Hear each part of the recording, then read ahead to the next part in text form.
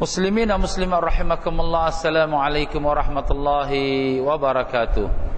Alhamdulillah, syukur kita kepada Allah Subhanahu wa taala dengan limpah kurnia taufik hidayatnya telah diperkenankan kita dapat bertemu sekali lagi dalam pelajaran kitab akidah kaum yang terselamat, akidah Ahlus Sunnah wal Jamaah yang bermazhab Asy'ariyah.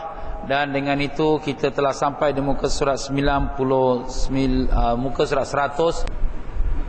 Ya, para jemaah yang dimuliakan Allah, kita telah membicarakan daripada 20 sifat yang wajib kepada zat Allah Subhanahu wa taala. 20 sifat ini adalah merangkumi sekalian sifat-sifat yang sempurna kepada Allah. Mungkin ada orang bertanya, kenapa 20 sifat? Kan Allah Ta'ala mempunyai lebih dari yang demikian. Jawapan kita betul, tetapi 20 sifat ini merangkumi sekalian sifat-sifat Allah yang kamalat, yang sempurna, yang lainnya. Kerana dengan itu, bagi orang yang beriman, wajiblah mereka mengetahui sekurang-kurangnya 20 sifat tersebut. 20 sifat tersebut terbagi kepada 4. Yang pertama, nafsiyah. Nafsiyah iaitu zat Allah Ta'ala, itulah sifat wujud. Dan kita juga telah mempelajari 5 sifat salbiyah. 5 sifat salbiyah ialah menolak sekalian sifat-sifat yang negatif atau yang tak layak kepada Allah. Maka didatangkan 5 sifat salbiyah ini, iaitu qidam, baqa, mukhalafatuhu lil hawadith, qiyamu binafsih, wahdaniyah. Dan kemudian kita telah mempelajari juga 7 sifat ma'ani, iaitulah dia qudrah, iradah, ilmun, hayyun, sama', basar dan kalam. Dan daripada sifat ma'ani ini dijadikan pula 7 sifat ma'nawiyah, iaitu kaunuhu qadiran, muridan, aliman, hayyan, sami'an, basiran, mutakalliman. Maka itulah dia 20 sifat, tuan-tuan. Sifat nafsiyah 1, kemudian sifat salbiyah ada 5, sifat ma'ani ada 7, dan sifat ma'nawiyah pun ada 7. Mungkin kita sekali-sekala dengar, mungkin kita susah nak ingat, tapi tak apalah, nanti kita tiap-tiap kali kita ulang-ulangkan supaya dapatlah mudah kita mengingatinya. Maka di dalam kita mempelajari sifat 20, ada pula 20 sifat yang dinamakannya sifat-sifat mustahil.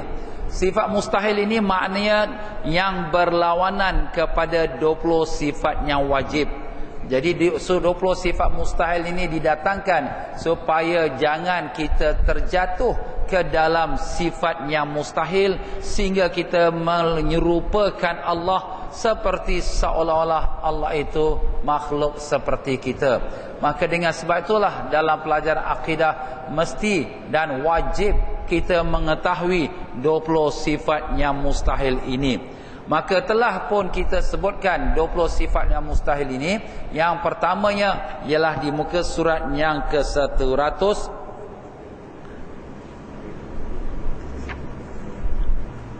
Ya, yang pertamanya yang telah kita sebutkan di muka surat 98, iaitulah sifat adam, ataupun kita mengatakan tiada. Tiada. Ini adalah sifat yang pertama yang mustahil, berlawanan dengan sifat wajib yang pertama. Jadi setiap sifat yang wajib, lawannya apa? Jadi kalau sifat wajib yang pertama bagi Allah wujud, wujud yang artinya ada, maka lawannya ialah tiada. Maka perkataan tiada atau tiada wujud Allah itu adalah satu perkara yang mustahil, sifat yang mustahil bagi zat Allah Subhanahu wa taala. Maka dengan itu bagi kita orang beriman, dalam apa jua keadaan tetap kita mempercayai wujudnya Allah Subhanahu wa taala. Mereka yang tak mempercayai wujudnya Allah terjatuh dalam golongan mulhid. Mulhid artinya orang yang ateis, yang tak percaya adanya Tuhan, ataupun mereka yang beretikat selain daripada akidah Islam, yang mempercayai Tuhan-Tuhan yang lain selain daripada Allah Ta'ala. Dan demikian pula dalam sifat yang wajib selepas pada wujud ialah qidam. Qidam artinya sudah sedia ada. Maka lawannya qidam itu ialah sifat baru. Maka baru itu adalah perkara yang mustahil, sifat yang mustahil bagi Allah Ta'ala.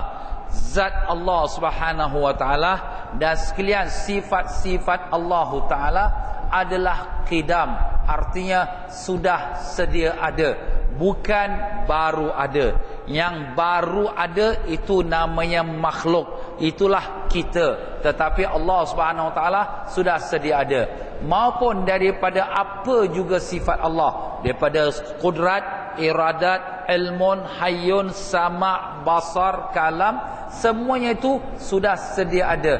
Bukan baru Allah berbicara, bukan baru Allah mengetahui, oh macam ni manusia punya jahat. Bukan. Allah sudah sedia mengetahui akan apa yang akan berlaku dan yang sudah berlaku dan seterusnya yang akan berlaku sampai yaumul qiyamah, sampai apa yang berlaku dalam syurga, apa yang berlaku dalam neraka, dan sampai bila-bila neraka dan syurga itu, macam itulah Allah Ta'ala punya ilmu, tidak ada penghujungnya. Dan itulah dia sifat wajib bagi Allah. Maka dengan itu sifat ini adalah qidam. Semua sifat Allah adalah qidam, artinya sudah sedia ada. Atau kadang-kadang disebut qadim. Qadim maknanya yang sudah sedia ada. Jadi kalau sekiranya sesuatu yang menggambarkan baru, maka baru itu adalah perkara yang mustahil. Seumpama Allah Subhanahu Wa Ta'ala sudah sedia ada sebelum ada langit, sebelum ada arash. Kerana langit dan arash Allah yang menjadikan. Kemudian datang pula ada orang mengatakan Allah duduk ke arash, Allah duduk kat langit. Maka kita mengatakan, ini baru. Sedangkan Allah sudah sedia ada sebelum ada langit, sebelum ada arash. Bahkan Allah yang jadikan langit, Allah yang jadikan arash.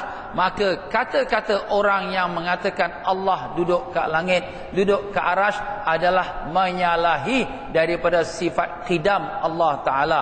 Dan itulah sebab kenapa kita kena belajar sifat-sifat yang mustahil. Yang pertama ialah mengatakan tiada, berlawan kepada wujudnya Allah. Dan yang kedua ialah baru, lawan kepada sifat qidam yang kedua, yang berarti qidam yang sudah sedia ada. Nah, sifat yang mustahil yang ketiga, berkata tuan pengarang kita rahimahullah ta'ala, wa nafa'anallahu bihi wa bikum fid darani amin, di muka surat yang 100, di perenggan yang pertama, pengarang berkata wa turuwul adam, iaitu sifat ketiga yang mustahil bagi Allah Ta'ala ialah tiada, iaitu sifat fana. Maka turuwul adam iaitu sifat tiada. Makna sini kalau kita lihat kepada apa yang disebutkan di dalam wujud qidam, baqa tu maknanya kekal. Jadi kalau sekiranya baqa tu kekal, lawannya tu fana. Fana tu maknanya binasa, akan hancurlah, akan binasalah.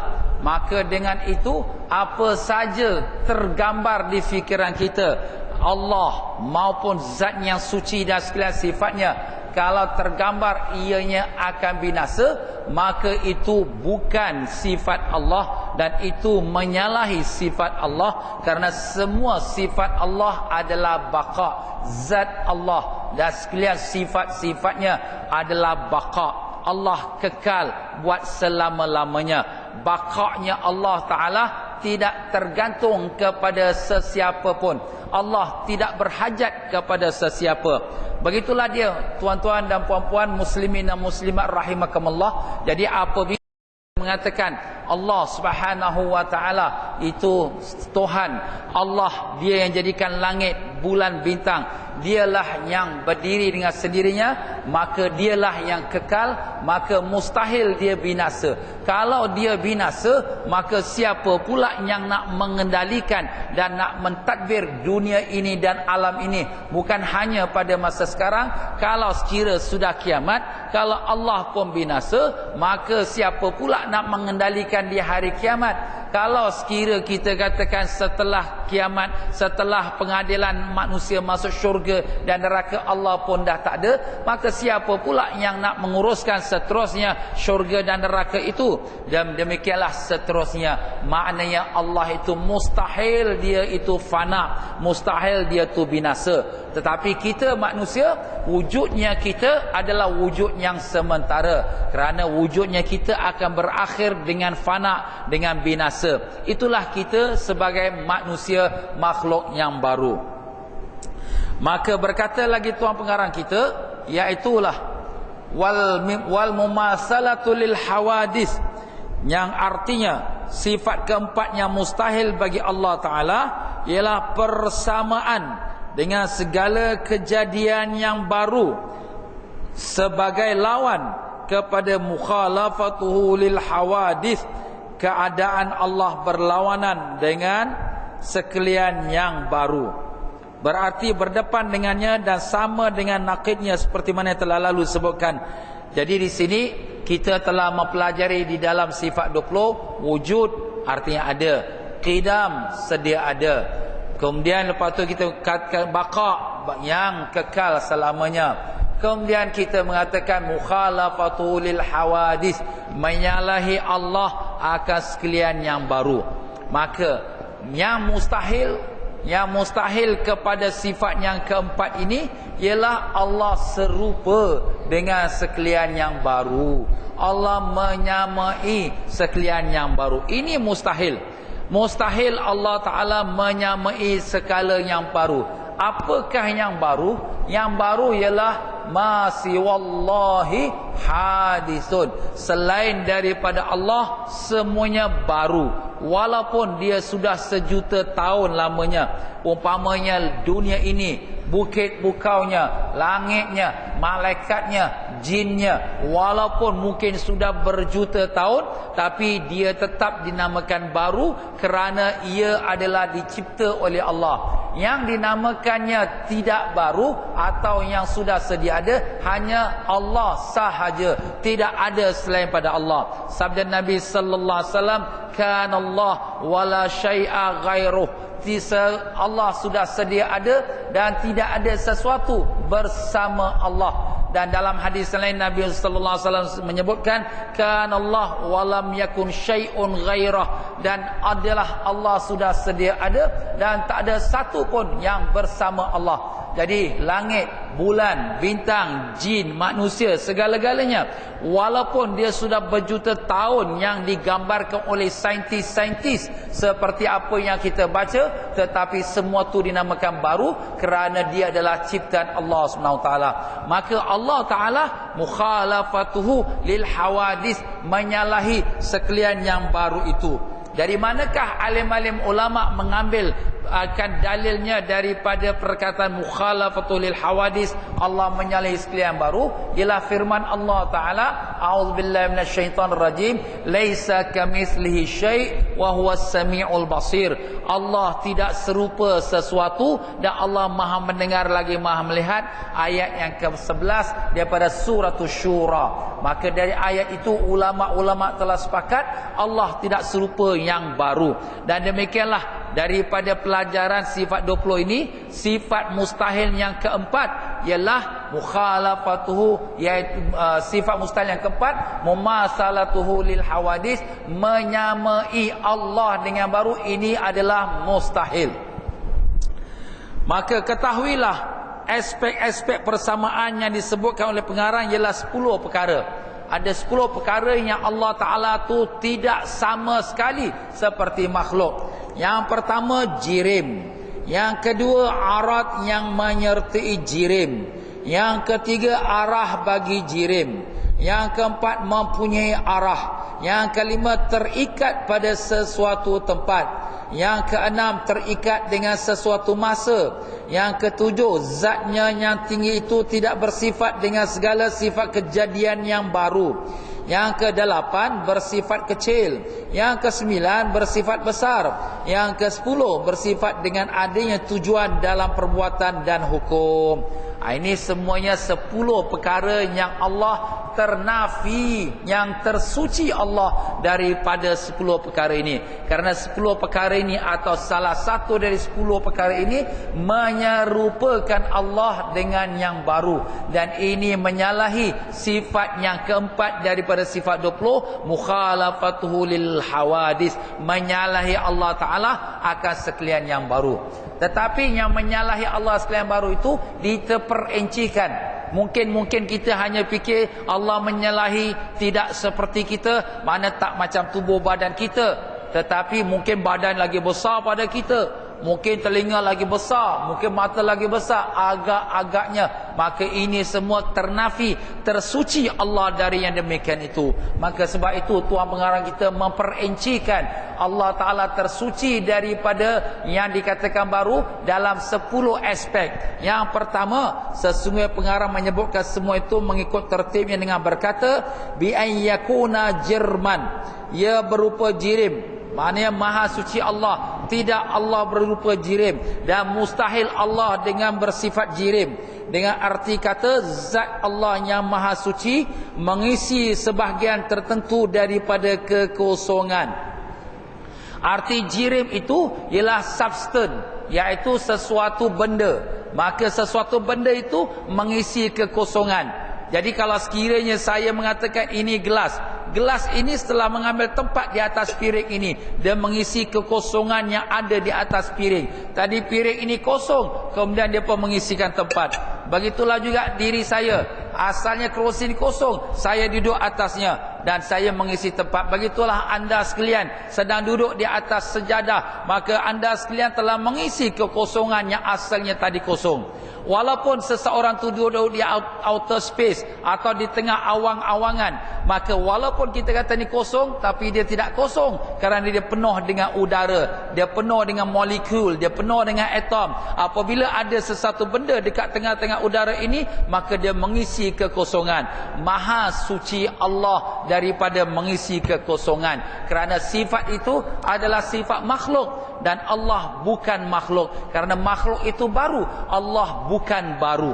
Maka inilah dia tuan-tuan dan puan-puan yang mesti kita tanamkan dalam fikiran kita, dalam akidah kita, pegangan kita. Allah bukan seumpama jirim. Apa tu jirim? Ialah sesuatu benda yang memenuhi sesuatu tempat, yang memenuhi sesuatu kekosongan. Maka itulah perkara sifat yang baru, dan Allah mustahil dari yang demikian itu. Berarti jirim itu memenuhi kekosongan seperti batu, kayu dan jasad semua binatang, matahari, bulan dan selainnya. Sama ada jirim itu murakkab, iaitu tersusun, atau mufrad, iaitu bersendirian tidak bersusun. Yang murakkab itu dinamakan jisim, yang mufrad itu dinamakan jauhar. Kedua-duanya adalah jirim.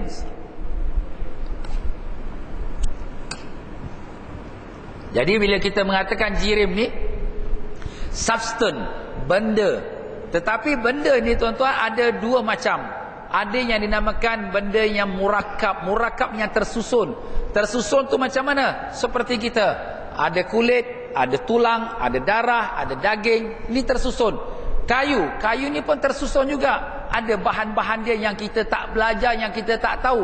Sejadah kita pun tersusun daripada kapet, daripada bulu, daripada benang, daripada tali, macam-macam yang menjadikan dia kapet.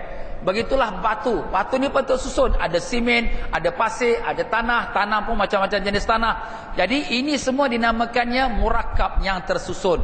Dan itu diberikan istilah atau diberikan nama jisim. Kita ni jisim. Kita punya kayu jisim. Kita punya tembok jisim. Masjid kita jisim. Semua ni jisim. Sebab tu kita yang badan dinamakan jasmani, iaitu jisim yang bersusun di dalamnya dengan berbagai-bagai komponen daripada benda air, api, angin dan tanah dan sebagainya. Adapun yang tak tersusun daripada sesuatu substance yang lain, hanya dia sahaja, tak ada tersusun, maka itu dinamakan dia seperti apa disebut tuan mengarang kita, jauhar. Jauhar tu sebagai contoh ialah roh. Roh kita, dia bukan ada api, ada angin, ada tanah, ada kayu, tak ada. Dia sendirian, dia sahaja. maka itu namanya jauhar.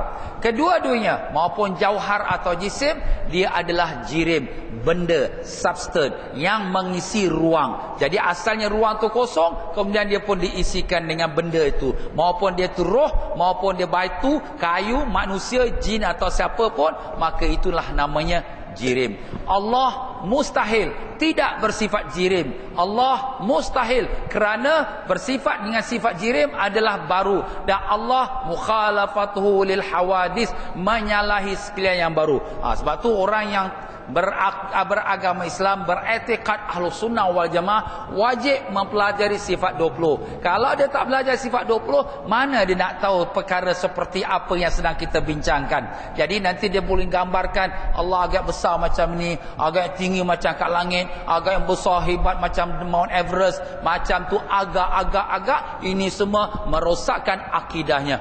Maka dengan sebab itulah di sini ditegaskan Allah mustahil dengan bersifat jirim. Arti jisim ialah yang menerima pembahagian kerana ia tersusun daripada dua jauhar atau lebih. Dua jauhar tu dua substance. Macam diri kita, diri terdiri daripada ada darah, ada daging, kemudian ada tulang, kemudian ada urat, kemudian ada lemak, macam-macam lagi dalam badan kita. Dan ada juga gas keluar masuk angin kita, dan begitulah pula gas pun ada yang baik, ada yang busuk. Itu semualah diri kita yang tersusun daripada bermacam-macam komponennya. Itu jisim. Arti jauhar ialah yang tidak menerima pembahagian seperti roh yang telah disebutkan tadi.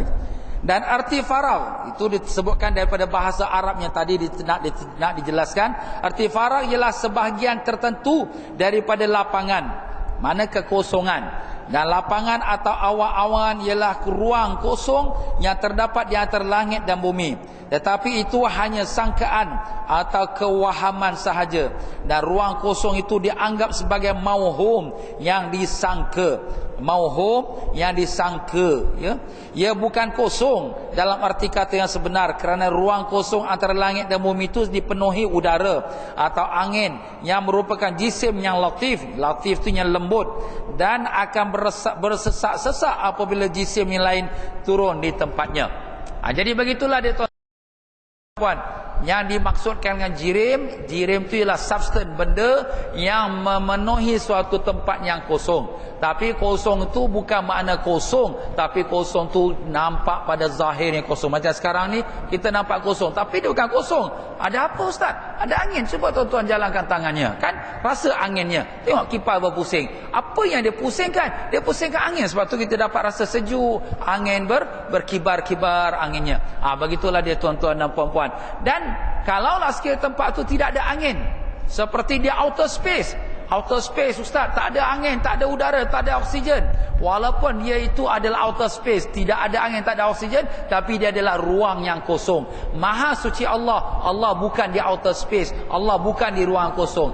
Habis ustaz, kalau sekiranya Allah bukan kat langit, Allah bukan kat arash, Allah bukan atas lagi, kalau tidak ke atas lagi, bukan di outer space, habis kat mana? Soalan kita, siapa yang jadikan outer space? Allah. Siapa yang ada dulu? Allah ke outer space? Allah yang sudah sedia ada. Outer space dijadikan Allah. Maka dengan itu mustahil Allah memerlukan outer space. Allah tak perlu pada outer space. Allah yang jadikan outer space. Jadi begitulah dia tuan-tuan dan puan-puan. Jangan terfikir dalam benak fikiran kita, Allah, mungkin dia ada atas lagi, tak di tempat orang tak ada. Tempat orang yang nak pergi dengan roket, dengan Discovery. Jangan kamu fikirkan sampai situ. Itu semua adalah khayalan-khalayan yang dimasukkan oleh syaitan. Na'udzubillah min zalik. Barang siapa mengatakan Allah Ta'ala berjisim tetapi bukan seperti jisim kejadian yang baru, maka ia tidak jadi kafir, hanya haram dan bid'ah. Tetapi jika diiktikadkan seperti jisim makhluk, maka ia jadi kafir mengikut kata sepakat para ulama. Dalam perkara ini telah berlaku beberapa khilaf. Kalau sekiranya ada orang yang mengatakan Allah Ta'ala berjisim, berbentuk, bertubuh badan, tetapi bukan seperti makhluk, maka di dalam buku kita mengatakan dia adalah berdosa, haram, tetapi tidak jadi kafir. Ini kalau dia tidak tahu. Sebab orang awam, orang publik, orang ramai yang mungkin tak datang belajar seperti apa yang kita sedang pelajari, mereka dia ingat Allah bertubuh badan. Tapi bukan macam kita lah. kita nak kata dia kafir, kesian pula ya. Sedangkan dia pun mengaku tiada Tuhan melainkan Allah, Nabi Muhammad SAW pesuruh Allah, dia pun pergi haji, dia pun belajar baca Quran. Cuma dia tak belajar bab akidah seperti apa yang kita belajar. Ini wajib. Habis tak belajar, berdosalah dia. Habis dia kafir tak? Kita nak hukum kafir berat sangatlah. Tetapi kalau hukumnya orang yang sudah tahu memang Allah Subhanahu wa taala itu tak serupa dengan makhluk, dan Allah taala tidak berbentuk, tidak bertubuh badan, kerana bertubuh badan itulah jirim yang telah kita sebutkan tadi. Bila kita kata Allah bertubuh badan, artinya apa? Bertubuh badan ada substan, ada komponen. Kita kata, oh ustaz bukan macam kita lah. Yalah bukan macam kita. Mungkin besar, tinggi, mungkin hebat, tapi sudah tentu berbentuk. Bila kita kata berbentuk, mengisi ruang. Mengisi ruang sekarang, mengisi ruang. Macam kita sekarang, duduk di tengah-tengah tempat kosong, kita mengisi ruang. Jadi bila mengisi ruang, mana kita ni keliling oleh ruang, kita dikeliling oleh udara, kita dikeliling oleh masa, kita dikeliling oleh tempat. Maka itu makna kita sudah serupakan Allah dengan makhluk. Kalau dia sudah belajar, tetapi dia mengatakan juga Allah seperti berbentuk bertubuh badan, itu menjadi kafir kepada apa yang dia telah etikadkan demikian, kerana dia telah menyerupakan Allah dengan makhluk. Tetapi kalau orang yang tak belajar, dia pun tak tahu, zero, dia tak tahu perkara ni. Dia percaya Allah Ta'ala Tuhan yang Maha Esa, tak ada Tuhan melainkan Allah. Dia pun sembahyang, dia pun ibadat, tapi kerana tak belajar, dia pun terfikir mungkin Allah berbentuk, tapi bukan bentuk macam kita lah. Maka itu ada orang kata, sebagaimana disebut oleh Tuan Pengarang kita, diberikan kemaafan, tapi dia tetap berdosa. Kenapa dia berdosa? Sebab tak belajar. Ini ilmu wajib belajar, bukan kata tak belajar terus tak ada dosa. Wajib belajar. Seperti juga kita semayang. Maaf kita semayang, kita wajib baca Fatihah dengan betul. Kita tak baca Fatihah yang betul, habis macam mana ustaz semayang saya? Awak semayang berdosa kerana awak tak baca Fatihah yang betul. Habis saya tak tahu, kenapa awak tak belajar? Kamu belajar tu wajib. Fatalabul ilmi faridatun ala kulli muslim. Belajar itu wajib atas setiap orang Islam. Kita nak jadi doktor, kita kena wajib belajar. Kita nak jadi engineer, kita wajib belajar. Nak jadi muslim pun kena belajar. Bukan jadi muslim mak bapak Islam terus dia jadi Islam. Tidak, dia wajib belajar. Begitulah dia tuan-tuan. Kita nak jadi seorang muslim yang mukmin. Mukmin tu orang yang beriman, kena belajar bab iman. Inilah akidah. Tetapi baik dia orang yang belajar ataupun tidak, kalau dia gambarkan Allah seperti makhluk, seperti ada tangan, ada kepala, ada kaki, ini memang kafir di sisi semua ulama, kerana dia sudah samakan Allah dengan makhluk. Tetapi kalau dia tidak samakan Allah dengan makhluk, cuma dia tergambar mungkin Allah berbentuk tubuh badan tapi bukan macam kita, kerana kejahilannya dia berdosa, tetapi dia wajib belajar. Ya, itulah dia tuan-tuan apa yang disebutkan oleh Tuan Pengarang kita. Dan di muka surat 102 berkata Tuan Pengarang kita rahimakumullah ta'ala, pertama jirim, dan yang keduanya arah yang menyertai jirim, arat atau berupa arat yang menyertai jirim.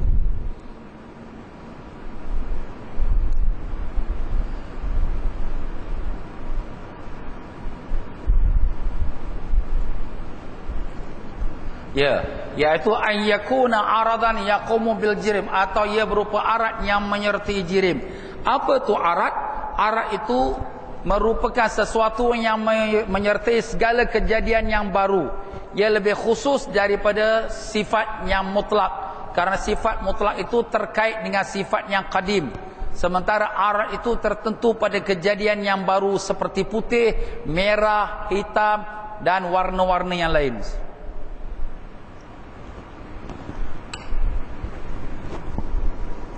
Jadi apabila kita mengatakan Allah Ta'ala tidak serupa sesuatu, mustahil, sifat yang keempat yang mustahil Allah serupa dengan sesuatu baru.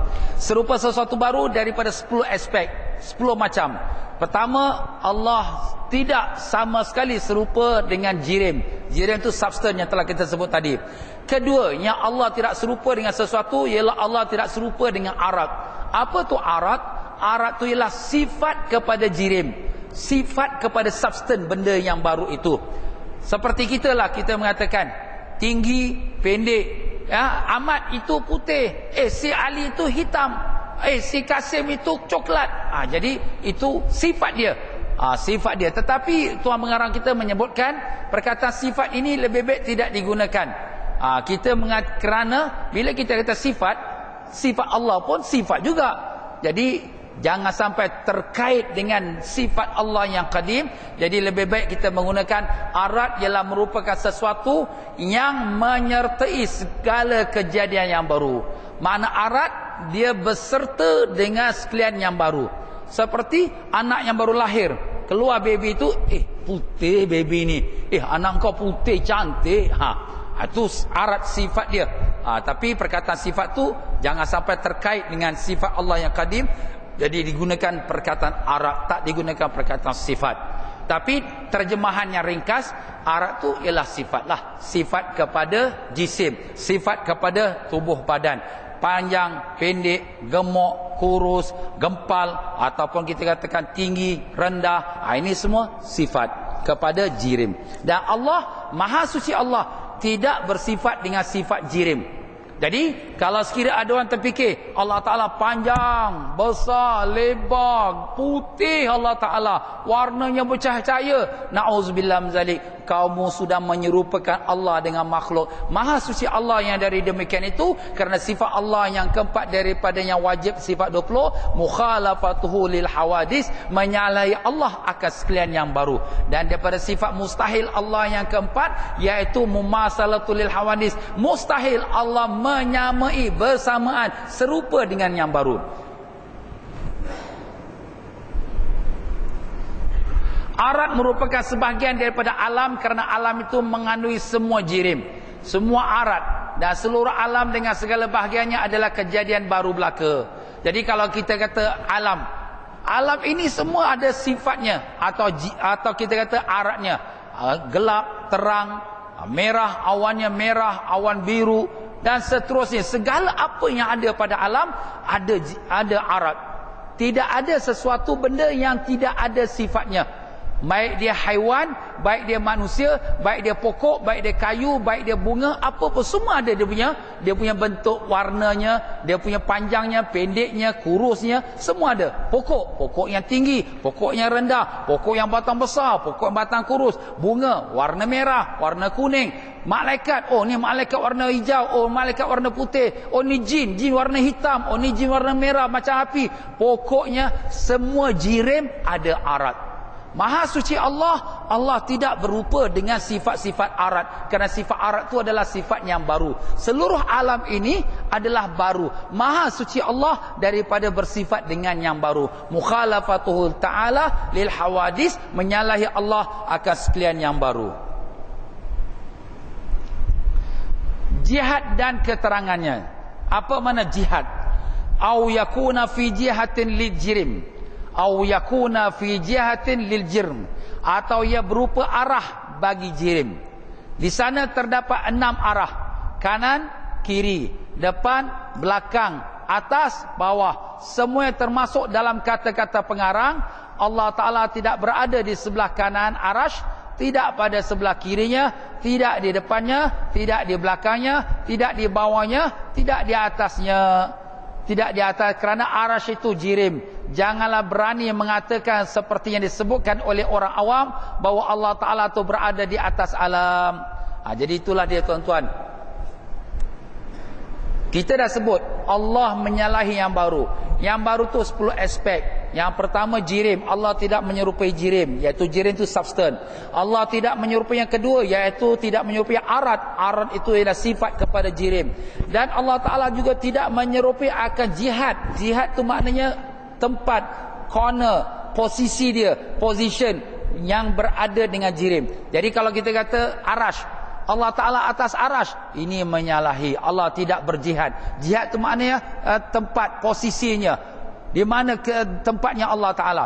Allah tidak di bawah arash, tidak kanan, tidak kiri, bukan atas langit, bukan bawah langit, bukan dalam langit. Allah tidak bertempatnya sedemikian itu, kerana yang dinamakan bertempat ialah makhluk kita. Kita makhluk, dunia ni makhluk, langit ni makhluk, kipas ni makhluk, lampu ni makhluk, segala-galanya makhluk. Dia ada tempat. Seperti sekarang kita berada di atas bumi, Seperti kita berada dalam masjid, kita di luar masjid, kita di kanan, kita di kiri. Mana Ali? Ali ada kat luar. Mana Kasim? Kasim ada kat dalam.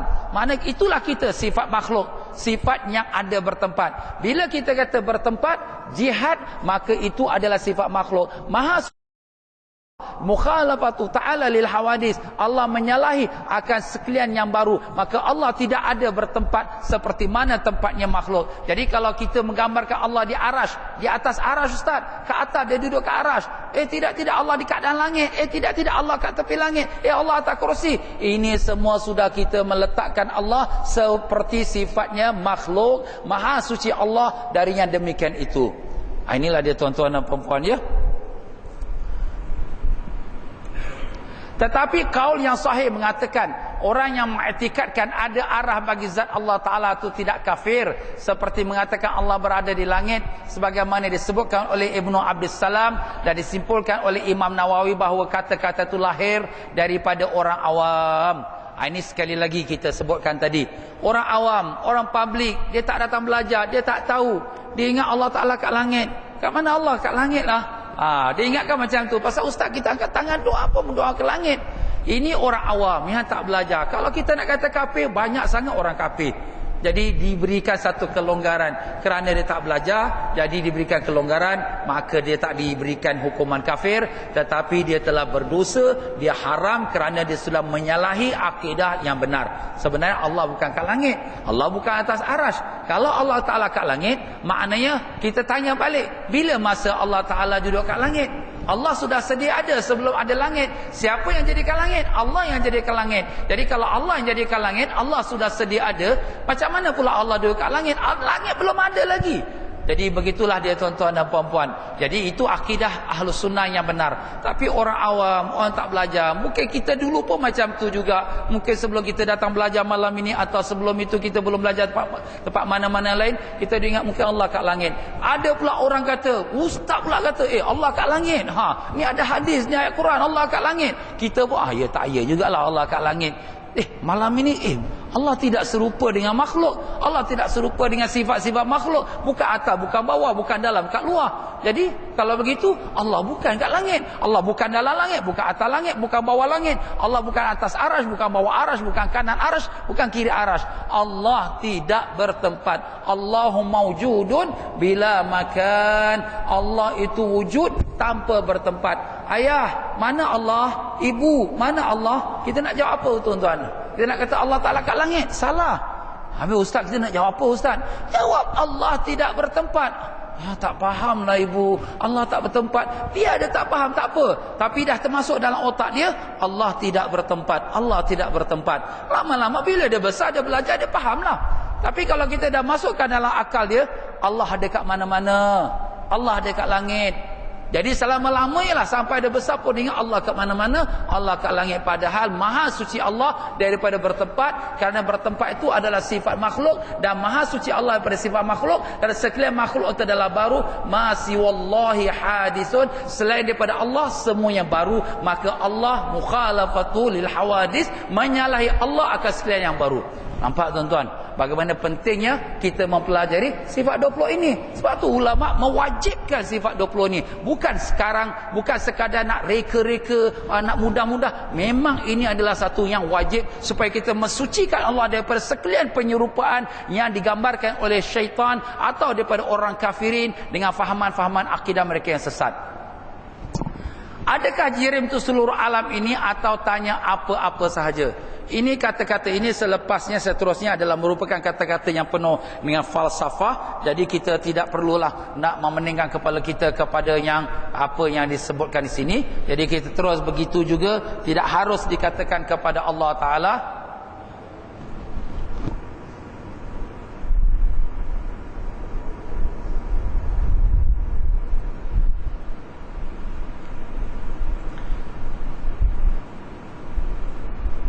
Adakah jirim itu seluruh alam ini, atau tanya apa-apa saja? Yang kedua itu mudah difahami kerana pengertian lengkap, iaitu jirim maksud di sini ialah jirim itu apa? Apakah jirim itu alam atau apa-apa sahaja?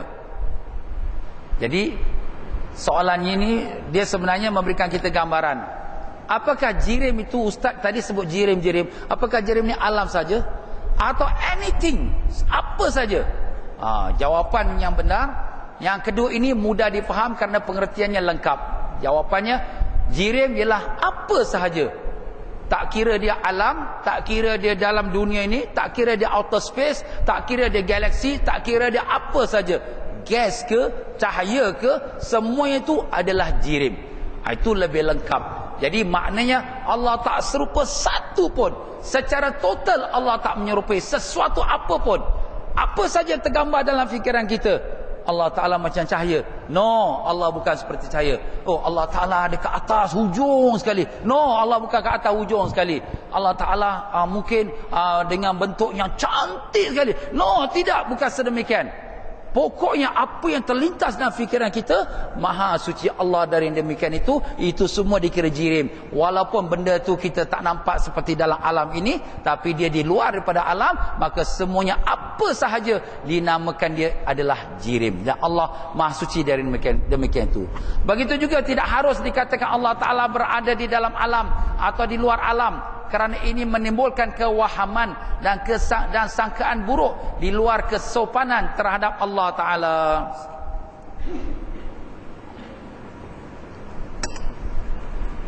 Sekali lagi, bila kita mengatakan Allah tidak dalam alam, Allah tidak dalam langit, Allah bukan di langit, Allah bukan di arash, mungkin ada orang terfikir kalau Allah tidak di dalam, ustaz, Allah kat luar. Kat luar pun tidak juga. Sebab bila kita kata Allah kat luar, luar tu apa? Tempat kan? Kosonglah ustaz, outer space.